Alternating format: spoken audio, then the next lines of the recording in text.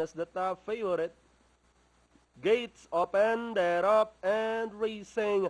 Out in front to take the lead is Pinay Beauty, then running by the rail Kinetic to grab the lead. In between runners, Conquerors Magic, Amazing Mix, Game Changer, Windy Hour, and Silver Trump is running in behind them, heading towards the last 600. The favorite, Kinetic, in command by 3/4 of a length lead. Conqueror's Magic moving up on the outside. Amazing Mix. Then racing in fourth, Game Changer, Pinay Beauty, Windy Hour, and Silver Champ moving up by the rail as they turn for home.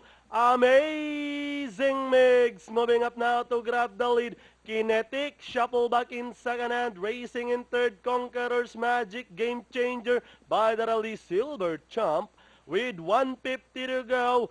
Jackie Redentor, Deng De Leon on top of Amazing Mix, now cruising home. Coming in second, Game Changer, Conqueror's Magic took third, Silver Champ, then comes Kinetic, Pinay Beauty, and Windy Hour comes in last.